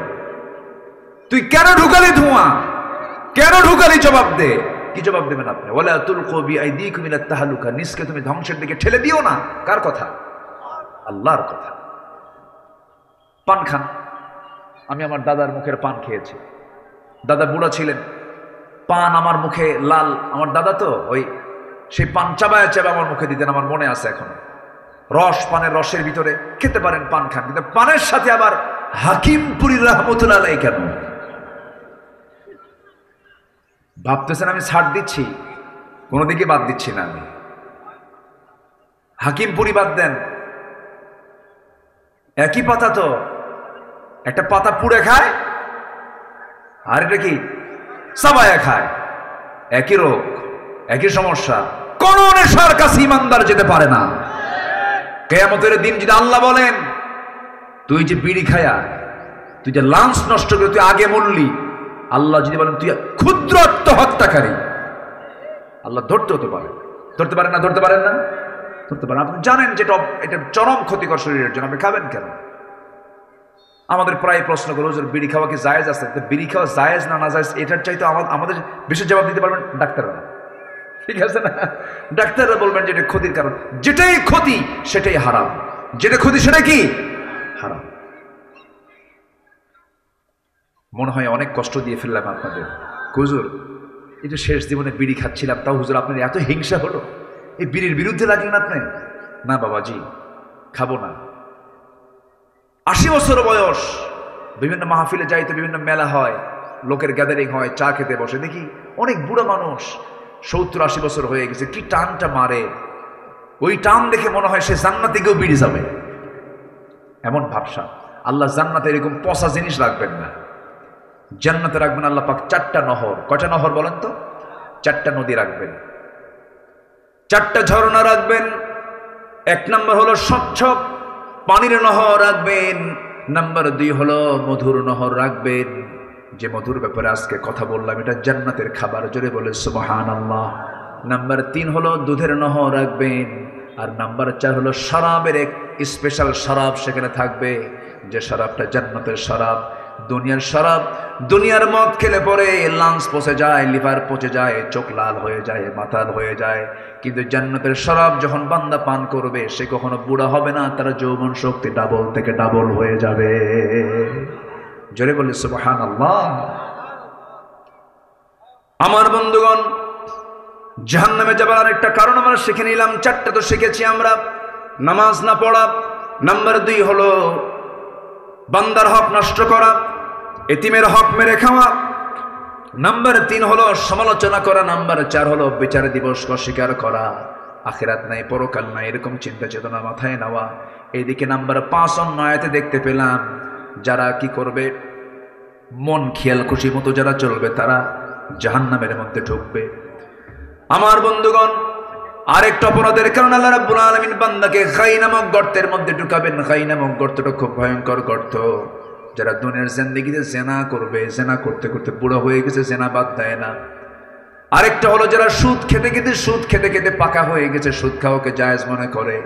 এমন বহু হাজি আছে, হজ করে বারবার বছরে বছরে যায়, সুদের কারবার ছাড়া না, আছে না নাই বলেন? আছে। সুদের ধারে বাসা আমরা কেউ যাব? সুদ খাওয়া কি? আরো জোরে, আরো জোরে। কেশবপুরে মনে হয় সুদ নাই, হ্যাঁ? তাহলে বাদ দিয়ে দিই নাকি? সুদের ব্যাপারে ওয়াজ না করি? হ্যাঁ হ্যাঁ, আপনি না বললে তো বলবো আমি, এটা আমার দায়িত্ব। জি না, কেউ যাবে না, আছে সমস্যা, আপনি তো পেরেশান হয়ে না, কেউ যাবে না ইনশাআল্লাহ। একসঙ্গে দোয়া করবো না আমরা ইনশাআল্লাহ? আমরা একসঙ্গে দোয়া করবো না? এই দোয়া থেকে যিনি মাহরুম হবেন তিনি তো মাহরুম হয়ে গেলেন, মিস করে ফেললেন। কেউ যাবে না, একটা লোকও যাবেন না। আমরা নামাজের জন্য সময় দেব, ওযুর জন্য সময় দেব। আমি উঠেছি, আপনি আসতে দেরি করেছেন, এই জন্য আমি একটু ঠান্ডা মাথায় আস্তে আস্তে আসছি, যে লোকজন একটু চলে আসুক, আমিও ঠিক মতো সময় মতো মঞ্চে গিয়ে উঠবো ইনশাআল্লাহ। তো আমরা যদি একটু আজকে একটু বিলম্বে নামাজ পড়ি, অসুবিধা আছে? কোনো চিন্তা নাই, তো একটু বসেন। বসেছি, একটা হক আছে তো আপনাদের, একটা আলোচনার ফিনিশিং আছে তো নাকি? একটু সবাই বসেন ইনশাআল্লাহ। সুদ এটা একটা মহামারী আকার ধারণ করেছে। সুদের সর্বনিম্ন গুনাহ হলো নিজের মার সঙ্গে জেনা করা। জোরে বলি নাউযুবিল্লাহ, আরো জোরে নাউযুবিল্লাহ। আচ্ছা, এরপরে জেনা করা, এই জেনা জাহেলি যুগের কাজ ছিল, এই নেশা জাহেলি যুগের কাজ ছিল। তাহলে এই নেশা, এই জেনা, এই সুদ, এই তিনটাই ছিল হলো আবু জেহেলের সমাজের বৈশিষ্ট্য। এই তিনটা কি আমার দেশে আছে না নাই? বলেন, এই তিনটাই কি আমার দেশে এখনো আছে? ছিল, আগে ছিল কিনা বলেন? এখনো আছে, সামনে থাকুক। সবাই কি চান? যদি না চান তাহলে এটা কেমনে সরাবেন বলেন? এখানে কিছু করণীয় আছে তো আমাদের। কেমনে এগুলো সরবে এটার জন্য আমাদের চেষ্টা করার দরকার আছে না নাই? আমার নবী যে সময় নবুয়ত পান নাই সে সময় ওই সমাজে ছিল, জাহেলি যুগে ছিল। রাসূল যখন নবুয়ত পেয়েছেন, দায়িত্ব যখন পালন করেছেন, সুদ কি সমাজে রেখেছেন? জেনা রেখেছেন? বলেন রেখেছেন? সুদের কারবার, জেনার কারবার, মদের কারবার সব বন্ধ করে দিয়েছেন। আমরা তার উম্মত, আমরাও সমাজ এগুলো রাখতে দেব না, এগুলোকে বন্ধ করার জন্য আমাকে আপনাকে চেষ্টা করতে হবে। সাহায্য করবেন কে? সাহায্য করবেন কে? আল্লাহ সাহায্য করবেন। এগুলোকে বন্ধ করার জন্য চেষ্টা করতে হবে। আমার ভাইয়েরা, তাহলে যারা জেনা করবে, মদ্যপান করবে, সুদের কারবার করবে, আরেকটা হলো যারা পিতামাতার অবাধ্য সন্তান হবে, পিতামাতার যারা সেবা করবে না, পিতামাতার মনে হয় সেবা না করা মানুষ মনে হয় এই কেশবপুর মনিরামপুরে নাই। আসতে বলবেন না, আছে না নাই? সকল তথ্য আছে কার কাছে? এই যে এই যে এই যে আল্লাহ তো আছে, এই যে এই যে বসে আছে। প্রায় কিন্তু দরবার করা লাগে। বইয়ের খাবার জোটে, ছেলে মেয়ের খাবার জোটে, মায়ের খাবার জোটে না, এমন পরিবার আছে না নাই? 4 ভাই মিলে এক মাকে ভাগ করে নেয়, ভাগ করে নেয়। এত বড় ছোট লোক! 4 ভাই মিলে এক মাকে ভাগ করে নেয়। তুই 7 দিন, তুই 7 দিন, তুই 7 দিন, তুই 7 দিন। আছে না? আছে না? আছে না? লজ্জা নাই এগুলোর। আমার মাকে বলতে হবে, মা তোমার কোন ঘর পছন্দ সেই ঘরে ঢুকবা, তুমি সেই ঘরে থাকবে। 7 দিন ফকিরের মতো ঘুরায় নেয়। এটা কেন? ওষুধের টাকা দরকার একজন দেয়, আমি এত দিলাম, তুই দে, তুই দে, আমি দেব না, তুই দে। এগুলো লেগে যায় কেন? কেন এগুলো লাগবে? আমার মা যখন আমাকে দিয়েছেন, দুধ দিয়েছেন, তিনি কি পরিমাণ করে দিয়েছেন? এগুলো করেন কেন? এগুলো করা যাবে না। বড় দুঃখ, কষ্ট এটা। নাটোরে মাহফিল ছিল আমার। এক বৃদ্ধা মা, 72 বছর বয়স, কাপা কাপা লেখা তিনি দিয়েছেন আমাকে, একটা চিঠি দিয়েছেন, অনেক কষ্টে পাঠায় দিয়েছেন। আমাকে সালাম জানিয়ে বললেন, হুজুর আমার বয়স 72, 72 বছর বয়স, আমার 3টা ছেলে, একটা মেয়ে, মেয়েটাকে বিয়ে দিয়েছি।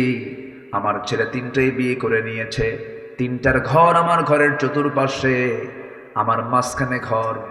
আমি নিজের রান্না নিজে করি। আমার ছেলেদের 3 ঘরের রান্নার গন্ধ আমার নাকে এসে ধাক্কা খায়। হুজুর আপনি আমার জন্য দোয়া করবেন, আমার সন্তানদের জন্য দোয়া করবেন, তাদের কলিজা যেন একটু নরম হয়। অথচ ইমাম ছোট্টবেলায় একই হাড়িতে ওই 3টা ছেলে সহ মেয়ে সহ গোটা পরিবারকে একই হাড়িতে রান্না বান্না করে খাওয়াইছেন। অথচ 3টা ছেলে হওয়ার পরও 3টা হাড়িতে এক মার খাবার জোটে না। আমি কি ভুল বললাম রে ভাই? এই সমস্ত আচরণ যারা করবে, আল্লাহ রাব্বুল আলামিন বলছেন আমি তাদেরকে জাহান্নামের খাই নামক গর্তের মধ্যে ঢুকায় ছাড়বো। যারা মিথ্যা সাক্ষী দিবে তাদেরকে আমি জাহান্নামের খাই নামক গর্তের মধ্যে ঢুকায় ছাড়বো। আমার বন্ধুগণ, এই সমস্ত অপকর্ম থেকে আমরা বাঁচবো, ভালো লাইনে চলে যাব। আজকের থেকে সিদ্ধান্ত নেব, কাউকে ঠকাবো না, কাউকে হিংসা করব না, কারোর সাথে অহংকার করব না, গীবত শিকায়তের দিকে যাব না, মিথ্যা সাক্ষী দেব না, কোনো জিনার কাছে যাব না, অবৈধ ইনকাম কোনো পথের দিকে পা বাড়াবো না, সত্য কথা বলবো। নামাজ আজকের থেকে জীবনে ছেড়ে দেব না। আল্লাহ বলছেন, বান্দা তুই আমার জান্নাতে চলে যা। জোরে কোন সুবহানাল্লাহ। নামাজ 5 ওয়াক্ত পড়বেন কারা কারা? একটু হাত তুলে দেখান দেখি। জোরে বলি ইয়া আল্লাহ। একটু জোরে বলেন না ভাই, ইয়া আল্লাহ।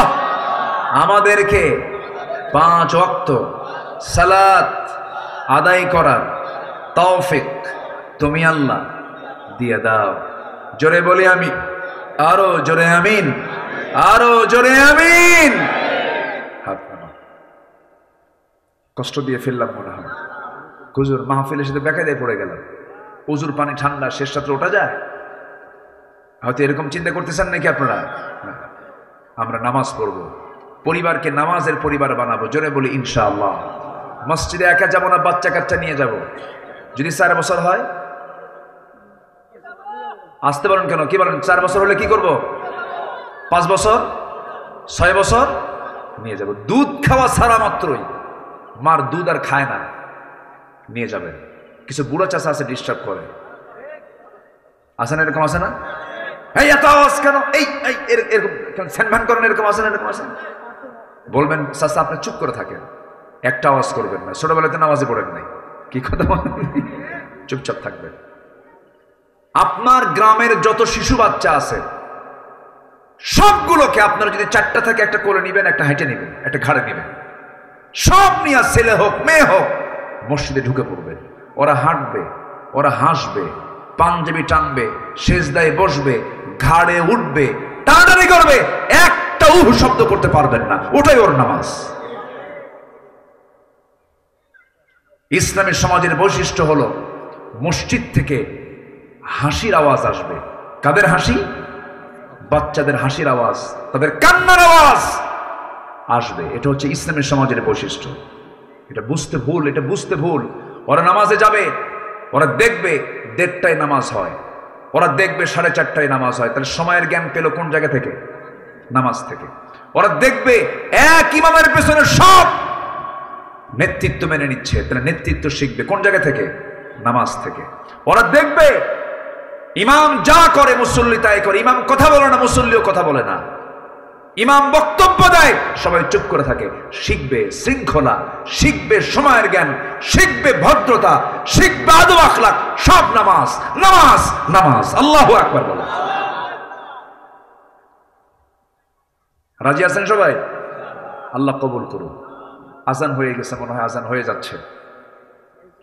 জি, আমি সবার কাছে একটু উদাত্ত আহ্বান জানাবো। আমার কাছে এটা আরো আধা ঘন্টা আগে দিছে, মাঝে মাঝে ঘুতাচ্ছে আমার, তো আমি আটকে রাখছি আপনাদের সম্মানে যে আমি উঠলাম, আমি আলোচনা ফিনিশিং না দিলাম, এটা বলি কেমনে? কেউ উঠবেন না, কিন্তু আপনি দেন বা না দেন কেউ উঠবেন না। আরেকটা বিষয় আমি কথা বলতে চাই, সেটা হলো মাদ্রাসায় সন্তান দিলে কি ওর জীবন নষ্ট হয়ে যাবে এরকম মনে করেন আপনারা? এখন কিন্তু এটা উল্টে গেছে, সিস্টেম চেঞ্জ হয়ে গেছে। এখন অনেকে ভুল বুঝে গেছে।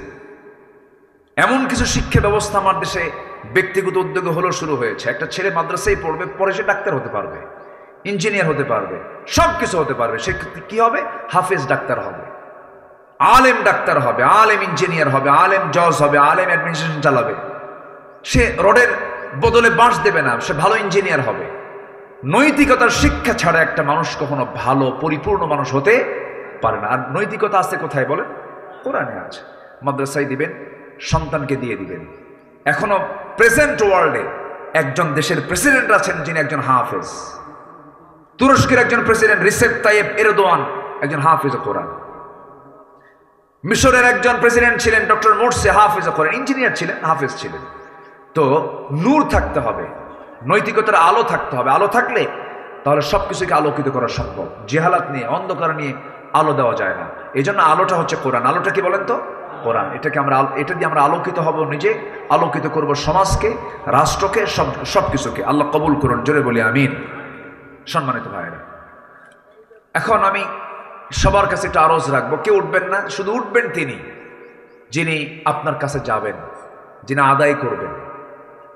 দোয়া করেন আমার দেশে এমন একটা পরিবেশ আসুক, মাহফিলগুলো পরিচালনার জন্য রাষ্ট্র টাকা বহন করে। মাদ্রাসা রাষ্ট্র করে দেবে, মসজিদ রাষ্ট্র করে দেবে, এমন একটা সুন্দর কল্যাণ রাষ্ট্র গঠন হোক। সবাই চান না আপনারা? যেন এটা হয়ে যায়। এখন তো নাই। এখন আমার আপনার লাউ বেচার কুদু দিয়ে চালাতে হয়, লাউ আর কুদু বেচার টাকা দিয়ে চলে। এই যে মক্তব মাদ্রাসাগুলো চালু হয়েছে, শিক্ষকদের সীমিত বেতন, ছাত্রদের কোনো কিছু নেওয়াই হয় না। ইতিমখানা না, এটা ইতিমখানা, হেফজখানা, একদম অনেক কষ্টে চলে। আমি সবার কাছে একটু উদাত্ত আহ্বান জানাবো ভাই, আমারও নিজের একটা ইতিমখানা আছে। আমি বুঝি একটা ইতিমখানা চালাতে যে কত যে প্যারা, কত যে পেরেশানি হয়। ওদের দিকে তাকালে আবার দিন শেষে খুব প্রশান্তি পাওয়া যায়। বাপটা নাই। আমার ইতিমখানার সাথে আমি যখন যাই তখন সব দৌড়ায় আসে আমার কাছে। তখন মনে হয় কি জানেন, এগুলো আল্লাহ পাক আমাকে দায়িত্ব দিয়েছেন। এটা বিশাল শান্তির জায়গা ভাই, জানেন রাসূল বলেছেন কোন বান্দা যদি এতিমের দায়িত্ব নেয়, আমি রাসূল তার সঙ্গে 2 নখের দূরত্বে জান্নাতে একসঙ্গে থাকবো। কত বড় অফার এটা! যে সন্তানটি এতিম হয় সে যে কত বড় অসহায় থাকে জানেন। আমরা তাকে অবহেলা করি। গ্রামের মানুষ যে এতিম সন্তানটা, ওকে থাপড়ায়, জানেন, ওকে দাম দেন, ওর বাপ নাই মার, অথচ সবচেয়ে বেশি দাম দেওয়া দরকার ছিল ওই এতিম সন্তানকে। যারা এতিম হয়েছেন, যারা এতিম ছিলেন, তারা কিন্তু কথাগুলো তাদের খুব হৃদয়ে লাগতেছে কথাগুলো। তা আসুন না ভাই, আমরা একটু মাদ্রাসার জন্য, এতিমখানার জন্য কে কি পারবো, এই ব্যাগগুলো নেন। কোথায় ব্যাগ, কোথায়? হ্যাঁ, একটু ঢুকে দেন, আমি তো বলে দিয়েছি, একটু ঢুকে যান, যে যা পারি আমরা একটু দিল থেকে, আমার মা বোন যারা আসছেন তারা দিল থেকে সবাই দেবো ইনশাআল্লাহ। আল্লাহ তুমি সবাইকে দেওয়ার তৌফিক দাও। জিকির করে সুবহানাল্লাহ,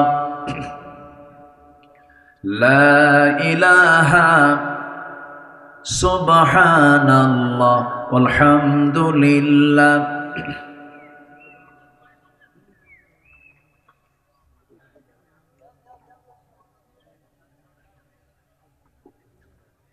জি, হাত আছে যার দান হতে হবে তার, হাত নাই যার দান করার দরকার নাই, যেহেতু হাতই নাই। যার হাত আছে তিনি অবশ্যই দিবেন। 2, 4, 5, 10, 20, 50, 500, 1000 যে যা পারেন সবাই দিবেন ইনশাআল্লাহ। যে আল্লাহ তুমি সবাইকে দিল থেকে দেওয়ার তৌফিক দাও। কেউ উঠে মাহফিলের পরিবেশ নষ্ট করবেন না, কেউ উঠবেন না, দয়া করে কেউ উঠবেন না, একটা লোক উঠবেন না, বসুন, আমরা একসঙ্গে দোয়া করব। জি, আর যদি কেউ যদি এমনি লিখে দিতে চান, খাতা আছে দিয়ে গেলেন, হয়তো আপনি কিছু টাকা দিয়ে গেলেন এককালীন যে আমি এটা দেবো। এবং আমি আরেকটু আহ্বান জানাবো কমিটির কাছে, এলাকার কিছু বিশেষ লোকদেরকে একটু প্ল্যানে নিয়ে আসবেন, পরিকল্পনা নিয়ে এসে মাসিকভাবে নিয়মিত কিছু সদস্য হওয়া দরকার। নিয়মিত দানটার ভিতরে বরকত বেশি পাওয়া যায়। হ্যাঁ, মাওলানা রিজাউল করিম, জি, সেক্রেটারি জামাত ইসলামী 1000 টাকা। জি, রিজাউল করিম সেক্রেটারি জামাত ইসলামী না, উনি দিয়েছেন 1000 টাকা। আল্লাহ কবুল করো, নেক নিয়ত মঞ্জুর করো, আব্বা আম্মাকে মাফ করো, জোরে বলি আমিন। তো আমি সবার কাছে একটু আহ্বান জানাবো যে এই মাদ্রাসা কেন্দ্রিক এই এলাকায় যারা বসবাস করেন, একটা কমিটি করে দিয়ে, একটা সদস্য সংখ্যা করে দিয়ে, সদস্যের একটা তালিকা করে সবার কাছে যদি মাসে মাসে যদি একটা ইয়ানত জাতীয় যদি ধরা হতো, অনেক উপকৃত হতো। আল্লাহ তুমি 313 সদস্য একটা কমিটি এই মাদ্রাসার জন্য বরাদ্দ করে দাও, জোরে বলি আল্লাহুম্মা আমিন। 313 একটা বরকতি সংখ্যা। বদরের যোদ্ধার সংখ্যা ছিল কত বলেন তো? 313 জন। 313 জন যদি 1000 টাকা করে দাও, দেয় 3,13,000 টাকা, এক বছর ইনকাম হয়ে গেল। মাদ্রাসার চাল, এতিমখানার চাল, বাজার অনেকটাই কিন্তু কাভার হয়ে যাবে। তো এটা সেক্রেটারি মহোদয় 2000 টাকা দিয়েছেন না? যে আল্লাহ কবুল করে, নেক নিয়ত মঞ্জুর করে, আব্বা আমাকে মাফ করে, জোরে বলে আমিন। আমাদের চেয়ারম্যান মহোদয় তিনি 10,000 টাকা দান করেছেন।